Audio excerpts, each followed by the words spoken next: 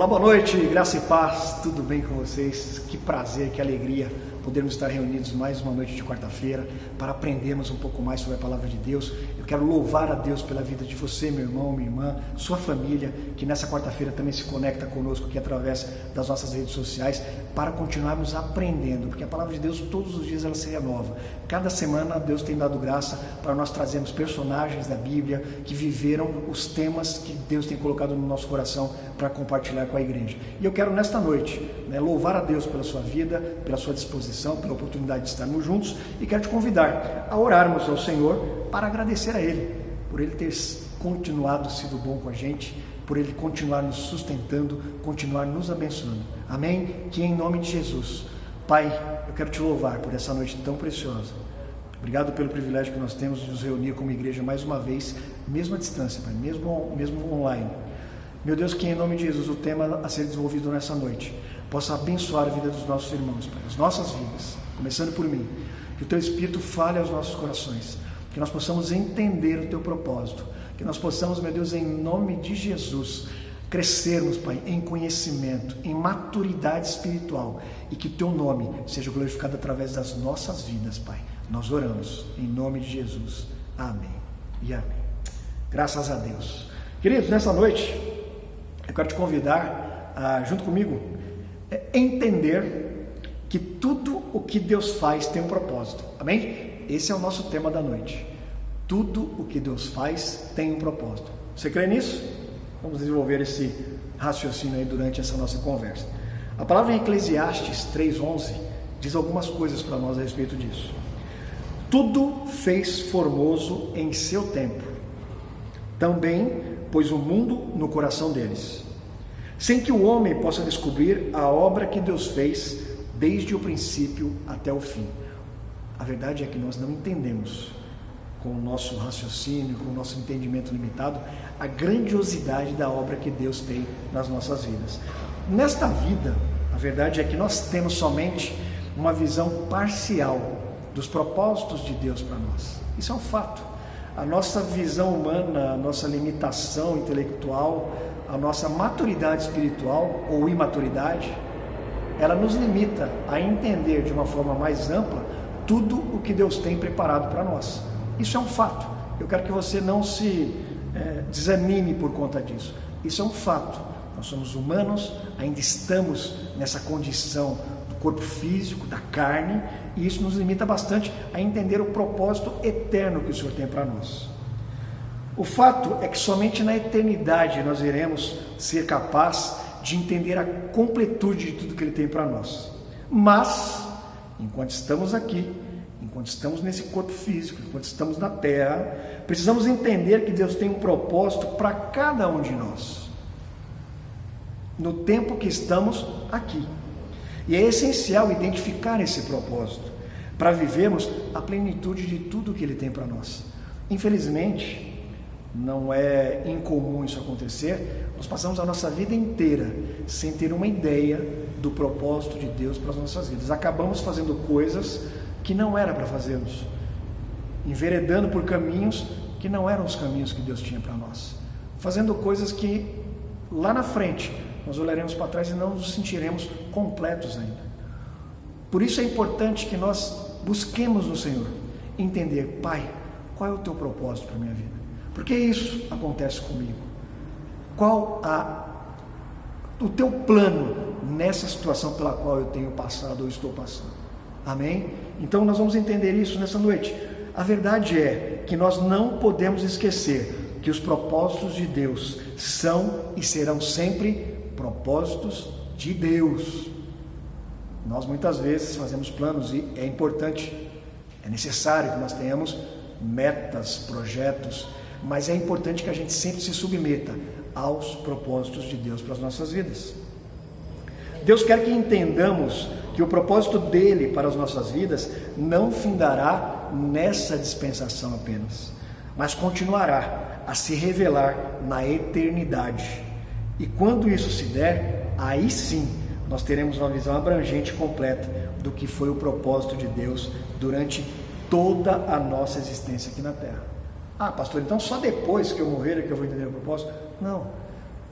É super importante que eu entenda já, nessa minha vida, o propósito de Deus na minha vida. Tudo que Ele tem preparado para mim. É claro que eu não aprendo isso do dia para a noite. É na minha jornada com Deus. É na minha caminhada com Deus. É muitas vezes eu entender que mesmo no dia mau, tudo o que me acontece tem um propósito. Isso pode parecer uma visão muito conformista. Ah, Deus quis assim. Ah, foi vontade de Deus. Às vezes nós falamos isso sem raciocinar. Falamos porque ouvimos. Nós somos repetidores de frases. Ouvimos isso e só repetimos. Ouvimos isso e compartilhamos com as pessoas sem nem raciocinar, muitas vezes. Amém? Quando nós falamos de propósito, e o nosso propósito, por mais redundante que seja, nesses nossos encontros de terça e de quartas-feiras, tem sido trazer algum personagem da palavra de Deus que traduza o tema daquele dia. E nessa semana não vai ser diferente. E toda vez que nós falamos de propósito, né? Qual foi o propósito de Deus na vida de fulano, beltrano? Um personagem que salta assim aos olhos e desce ao coração é um camaradinha chamado José. Já ouviram falar dele? José do Egito. Um homem que entendeu o propósito de Deus para a sua vida. E nós vamos, no transcorrer da história, falando um pouco sobre a vida de José, nós vamos entender como Deus ele trabalha de formas muitas vezes misteriosas para nós. Lembra que eu comecei falando que nós somos limitados a entender o propósito de Deus para as nossas vidas? Isso é um fato, porque Deus usa caminhos que humanamente são totalmente despropositados, vamos colocar assim. Mas Deus nunca perde o controle do que é o propósito dele para as nossas vidas. Vamos falar um pouco de José. José é conhecido como José do Egito, mas também conhecido como José, o sonhador. Ele foi o 11º filho de um homem chamado Jacó. Nós conhecemos. O primeiro com sua esposa favorita, Raquel, a mulher que Jacó realmente amava profundamente. Ele se casou com Lia, a irmã mais velha, mas o coração de Jacó estava com Raquel. Tanto que ele trabalhou 7 anos por Raquel. O pai dela foi lá e enganou ele. Deu Lia, que era mais velha, e era um costume casar a mais velha, costume da terra. Ele falou, tudo bem, eu trabalho mais 7 por Raquel porque eu amo essa mulher. E é com ela que ele tem esse filho. O primeiro filho, José. Raquel não podia conceber. A palavra de Deus diz que Deus tinha fechado a madre de Raquel. Ela não podia conceber. Mas quando Deus finalmente abre a madre, tira a condição de estéril de Raquel, quem nasce é o Zezinho, é o José. Gênesis 30, do 22 ao 24, fala para nós sobre isso. José nasce, 11º filho de Jacó. Ele nasceu na região de Padã Arã, Mesopotâmia, e viveu entre 1680 e 1570 a.C. José, esse homem, o sonhador. José acabou se tornando o favorito de Jacó. E dá para imaginar, ele tinha 10 irmãos, ele era o 11º, era a raspinha do tacho, e ele era o xodó de Jacó. Tanto que chegou um ponto de Jacó fazer uma túnica colorida e entregar para ele. Aquilo, na cultura daquela época, já era o prenúncio de que ele seria aquele que herdaria tudo do pai. Está em Gênesis 37:4. Eu não preciso nem te dizer que quando isso aconteceu, os irmãos que já tinham um pezinho de ciúmes dele ficaram possessos. Começaram a odiar José. É certo que na palavra também fala que José era meio dedo duro. A palavra diz que ele sempre entregava os irmãos para o pai. Olha, Rubem fez isso, Assar fez aquilo, Judá fez aquilo. Ele sempre dava uma entregada nos irmãos. Mas a verdade é que Jacó amava esse filho. Era o filho querido, era o filho amado, era o filho da mulher amada. E ele foi o 11º. No 12º filho, que foi Benjamim, Raquel acaba morrendo. Então, os 2 filhos eram o fruto do amor de Jacó por Raquel. Então ele tinha um amor assim excepcional por esses 2 filhos. Mas nesse momento, quem era o filho que estava, já tinha nascido, era José. E o amor de Jacó por José era assim até exacerbado. E isso gerou nos irmãos um sentimento de ciúmes. A vida de José, toda a trajetória da vida desse homem, que teve um propósito tão maravilhoso, nós iremos ver no transcorrer dessa nossa conversa, ela é contada dos capítulos 37 ao 50 de Gênesis. Isso dá aproximadamente 1/3 do livro de Gênesis. Olha só que coisa também interessante. Do livro de Gênesis, aproximadamente 1/3 do conteúdo é dedicado a contar a trajetória e a vida desse homem chamado José. José, ele teve 2 sonhos. No primeiro sonho, está em Gênesis 37:5, ele viu que existiam vários juncos, maços de juncos dobrados, e um junco no meio, e todos os outros se dobravam em reverência àquele que estava no meio. Ele contou esse sonho para os irmãos já ficaram meio assim, esse cara está se achando. Não bastasse isso, depois de um tempo José teve um outro sonho, está em Gênesis 37:9. Nesse segundo sonho de José, ele sonhou que existiam os 2 astros, o sol e a lua, todas as estrelas, 12 estrelas, e todos esses se curvavam diante de José. Olha só o sonho do menino. Nesse sonho, inclusive, Jacó não gostou muito.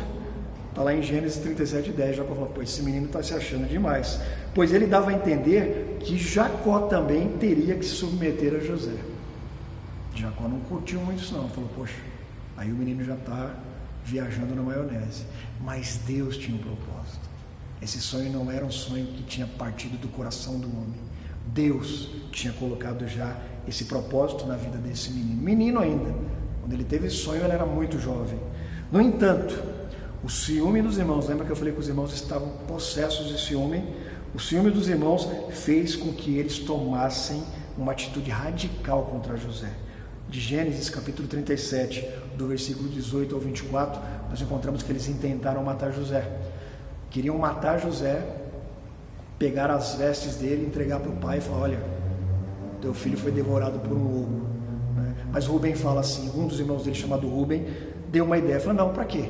Matar ele e não ter vantagem, não, porque Rubem era bonzinho, não queria matar o irmão. Ele falou, não, matar sem ter vantagem nenhuma, vamos vendê-lo, vamos vendê-lo como escravo. E é o que eles fazem, jogam ele dentro de um poço, depois tiram ele do poço e vendem ele como escravo. José foi vendido para uma caravana de comerciantes ismaelitas. Lembra de Ismael? Lembra de Isaac? Os descendentes de Ismael, passando por lá, uma caravana de comerciantes, compraram José como escravo e foram em direção ao Egito. Esse texto está em Gênesis 37, do 25 ao 28. No Egito, então, José, que tinha tido esses sonhos onde todos se submeteriam a ele, começa a ver nesse sonho, vamos colocar assim, essa promessa de Deus na vida dele, indo para o espaço. Primeiro, os irmãos tentaram matar, não mataram, mas venderam como escravo. Chegando no Egito, ele é vendido para um capitão da guarda do faraó chamado Potifar. Em Gênesis 39:1 fala sobre isso. Então, de um menino que tinha sonhos, José o sonhador, ele estava na condição de um escravo de um capitão da guarda de faraó, uma terra estrangeira, longe do seu povo, longe do seu pai, longe dos seus irmãos, longe de tudo, e ainda na condição de escravo. Dá para imaginar isso? Só que tem um detalhe, Deus estava com José e ele prosperou na casa de Potifar. Gênesis 39:2. Quando Deus tem um propósito na sua vida, você pode se tornar até escravo, mas Deus continua te prosperando por onde quer que você vá. Olha só que coisa preciosa. Isso é muito importante a gente entender. Os planos de Deus, eles não são frustrados, a palavra diz isso. Quando tudo parecia indo bem, porque José prosperou na casa de Potifar, a mulher de Potifar se levanta e começa a querer seduzir José. Mas José era um menino que, mesmo sendo jovem, ele tinha uma coisa que é importante que a gente também busque no Senhor. Ele é um homem que tinha princípios, era um homem íntegro. Ele poderia se deitar com a mulher de Potifar e sucumbir aos desejos dela, mas ele falava o quê? O meu Senhor me deu poder sobre toda a casa, menos sobre você. Eu iria ser ingrato a ele, me deitando com você? Ele foi fiel, ele foi íntegro ao seu Senhor, aquele que tinha poder sobre a vida dele, Potifar. Ele honrou. A mulher de Potifar tentou seduzir José, mas ele não cedeu às tentações da mulher de Potifar. Só que por isso, mesmo sendo íntegro, ele pagou um preço. E muitas vezes, lendo esse texto, você pode falar assim, poxa, não adianta ser honesto, está vendo? Ele foi honesto, ele não se deitou com a mulher de Potifar, Só que a palavra diz que quando ele correu literalmente dela, e é importante muitas vezes nós corrermos da tentação, saímos literalmente voados, como o pessoal fala. Ele deixou a capa, a mulher se agarrou, a capa dele, a túnica dele ficou, e ela usou aquilo como prova de que ele havia tentado seduzi-la ou forçado ela a deitar-se com ele. Por isso, ele é preso, é colocado no cárcere. E a palavra diz que o lugar que ele foi colocado era aquele lugar mais inóspito, era uma caverna, um buraco mesmo, literalmente. E lá ele fica. A palavra em Gênesis 39, 20 fala sobre esse momento. Só que tem um detalhe, irmãos. Lembra que eu falei que na casa de Potifar Deus prosperava José? Essa prosperidade, e você vê como é interessante quando a gente fala isso, né? Nós vivemos num mundo hoje em dia onde se pensa que prosperidade é dinheiro, é bens materiais. José prosperou sendo escravo. Depois, nós vamos compartilhar isso agora, Deus continuava sendo com José, e ele prosperou mesmo na prisão. Gênesis 39, 23. Preso, José continuava sendo próspero. Dá para imaginar isso? Um homem próspero, ele é próspero em todo o tempo. Não é quando tem dinheiro, não é quando não tem dinheiro, porque Deus é com ele. Essa é a verdadeira bênção da prosperidade. Amém? Que nós possamos também virar a nossa chave muitas vezes na nossa mente, do que nós pensamos muitas vezes equivocadamente do que seja prosperidade. Não é dinheiro no banco, não são bens materiais, é a bênção do Senhor sobre as nossas vidas. Na prisão, ele conhece 2 ex-servos do faraó, que tinham sido presos porque tinham feito coisas que tinham desagradado ao faraó, o copeiro e o padeiro. Na prisão, os 2 têm um sonho. José decifra esses sonhos, eu não vou entrar nesse detalhe por causa do tempo, mas a verdade é que o padeiro foi decapitado, o copeiro voltou a servir o faraó. E quando isso aconteceu, José pede: olha, quando estiver diante do faraó, lembra de mim, né? Dá um testemunho de mim, de como, né, você foi abençoado aqui. Mas quando ele volta ao convívio, né, a prestar serviço ao faraó, a verdade é que ele esquece de José. Passados 2 anos, então José ficou mais 2 anos ainda preso. Lembra daquele sonhador que tinha sonhos de Deus, de que ele seria? Então, ficou mais 2 anos preso, naquele lugar inóspito. Mas Deus continuava sendo com ele. Passados 2 anos, o faraó tem um sonho, na verdade 2 sonhos. E nesse momento, o padeiro lembra e fala: poxa, peraí. O copeiro, desculpe, ele lembra. Quando eu estava na prisão, tinha um homem lá, um hebreu, que quando nós sonhamos, ele decifrou nossos sonhos, e como ele decifrou, aconteceu. O faraó manda trazer rapidinho José, e José decifra os sonhos das vacas gordas, das vacas magras, como as magras devoram as gordas, do trigo, das espigas de milho cheias, aquelas mirradas, como as mirradas, né, consomem as cheias. Ele dá a revelação do sonho. E a revelação dizia que o Egito passaria por 7 anos de bonança, 7 anos de fartura, mais 7 anos de fome. E José já dá a receita de como passar por esse tempo, que eles acumulassem, fizessem todo um trabalho, né, de preparação. O faraó fica abismado: poxa, como esse homem é sábio. E colocam, olha só o que acontece com José.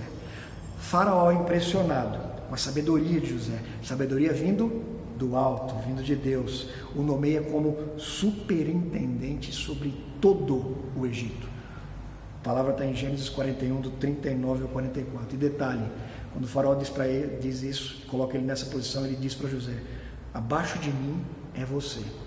O que você disser, abaixo de mim, vai se cumprir. E tem um detalhe também, nessa reviravolta tão grande que ele viveu na sorte da vida dele, ele descobriu que todo o reino do Egito estava em suas mãos. Sabe por quê? Isso ficou evidente para ele porque o faraó chegou a dar inclusive um anel de autoridade para ele. Está lá em Gênesis 41, 42. Ele tinha autoridade, abaixo de faraó, tudo estava sob a autoridade de José. Olha que coisa interessante. Mas sabia que tem uma curiosidade sobre esse faraó? O Egito da época de José era governado pelos faraós Ixos.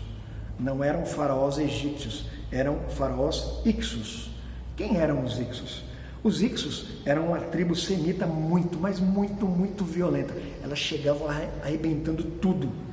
E eles vieram da Ásia, invadiram e conquistaram o Egito no século 17 a.C., mais ou menos em 1750 a.C.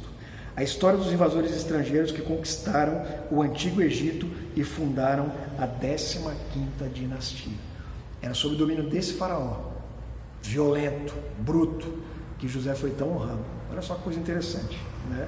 Deus realmente, quando quer cumprir os seus propósitos, não há limite, não há homem, não há circunstância que possa impedir isso de acontecer. A verdade, meus irmãos, resumindo um pouco a nossa história, para nós podermos ir chegando já à parte final. Depois que José se torna governador do Egito, vem uma grande fome, como Deus tinha previsto, como ele tinha decifrado nos sonhos do faraó. 7 anos de bonança, mas depois vieram 7 anos de fome. Mas o faraó, como entendeu a direção que José tinha dado e acatou aquela direção e colocou José para cuidar daquilo, o Egito tinha alimento e todo ao redor não tinha. Qual foi o resultado? O Egito começou a conquistar as terras ao redor sem nenhum tipo de luta. Por quê? As pessoas não tinham alimento. Vinham lá e não tinham nada para entregar a não ser as próprias terras. As terras foram sendo anexadas ao reino do Egito. O Egito explodiu, né, em matéria de poder naquela região, naquela época. E José estava à frente disso. Em um determinado momento, a família de José também foi atacada pela fome, foi alcançada pela fome. E os filhos de Jacó foram até o Egito para buscar alimento. Lá, José os reconhece. E aí começa todo um trabalho. Mas no final, e aí eu quero já ir para a parte final dessa história, depois você leia com mais tempo, é uma história muito preciosa, muito maravilhosa de como Deus muda a sorte de um homem para o qual já existia um propósito e já existia um motivo. Em Gênesis 45:7 tem a chave do nosso tema de hoje. Por isso que eu trouxe José como exemplo de um homem que entendeu os propósitos de Deus para a vida dele. Em Gênesis 45:7 fala assim: pelo que Deus me enviou adiante de vós, para conservar vossa sucessão na terra e para guardar-vos em vida por um grande livramento. O que José entendeu quando chegou esse momento dos irmãos dele irem até lá buscar, né, a provisão, o alimento, porque a fome estava, né, se abatendo por toda a região? Tudo que eu passei até aqui tinha esse propósito de preservar a nossa descendência, de preservar a nossa família. Isso é uma coisa tão maravilhosa, porque vamos combinar, quem passou pelo que ele passou desistiria de tudo, né? Desanimaria de todos os propósitos de Deus, não veria nesse sofrimento todo um propósito maior, um propósito divino. Mas José entendeu isso. Existia um plano de Deus em todo momento, e tudo que ele passou não é porque ele tinha que estourar gente, não é porque Deus estava pesando a mão. Deus tinha um propósito adiante, bem adiante. Se você contar mais ou menos o tempo em que José foi preso, foi vendido pelos irmãos, até o momento em que ele se tornou governador, mais ou menos ele tinha 17 anos, era um garoto, um menino, com 40 anos aproximadamente, né? É que ele chegou a esse ponto de assumir o governo do Egito. Todo esse tempo, Deus foi trabalhando nas entrelinhas, só que foi difícil o caminho, né? Mas o propósito final de Deus não foi frustrado. Essa é a grande verdade. Tudo o que Deus nos permite passar, e tudo é permissão de Deus, queridos, nunca foi capaz e nunca será capaz de quebrar e frustrar os seus propósitos eternos. Essa é a grande verdade. Isaías 14:24. O Senhor dos Exércitos jurou, dizendo: como pensei, assim sucederá, e como determinei, assim se efetuará. Olha só, isso é uma verdade espiritual para as nossas vidas, e é isso que nós precisamos tomar como verdade sobre as nossas vidas. Que em nome de Jesus, eu não sei qual a sua situação hoje, enfermidade, financeira, enfim, Deus está no controle de tudo. Tudo tem um propósito além, adiante. Nada está perdido. Deus não perdeu o controle de nada, e nenhuma das promessas que Ele tem sobre a minha vida e sobre a sua também serão frustradas, porque a palavra dEle assim diz, e nós cremos na palavra do Senhor. Amém? Que em nome de Jesus você possa buscar no Senhor o propósito que Ele tem para a sua vida. Se abrir: Senhor, cumpra os seus propósitos na minha vida. Eu estou aqui, em nome de Jesus, e Ele certamente irá cumprir cada uma das promessas que Ele tem para a sua vida, em nome de Jesus. Amém? Tome posse dessa palavra e viva efetivamente em nome de Jesus. Quero te convidar a, com alegria também agora, nesse momento tão importante das nossas reuniões de quarta-feira, a entregar o seu dízimo e a sua oferta em gratidão e em obediência à palavra do Senhor. Amém? Pegue aí com fé, com alegria e com gratidão e vamos orar agora. Pai, quero te louvar, Senhor, por esse tempo tão precioso, Pai. Nós entendemos o teu propósito, Pai, e buscamos cada dia mais estarmos 100%, Pai, nas tuas mãos, Senhor. Cumpra em nós o que é a tua vontade, Pai. E agora nós te pedimos também, recebe os nossos dízimos, as nossas ofertas. Nós somos gratos ao Senhor por esse privilégio de poder entregar ao Senhor, Pai. Em nome de Jesus nós oramos. Amém e amém. Graças a Deus, irmãos, que você possa ter uma semana muito abençoada. Que Deus continue te guardando, te abençoando, te prosperando, em nome de Jesus. Você viu o que é prosperidade? Não é dinheiro no banco, não são bens materiais, é a presença do Senhor na sua vida. É Ele sendo Deus na sua vida, na sua casa, na sua família. Amém? Em nome de Jesus. Amém. Que o grande amor de Deus, a graça do nosso Senhor Jesus Cristo e as consolações do Espírito Santo sejam com todos, em nome de Jesus. Fala junto comigo, em nome de Jesus. Maranata, ora vem Senhor Jesus. Que Deus te abençoe em nome de Jesus. Fiquem firmes, fiquem bem. Amém? Deus os abençoe.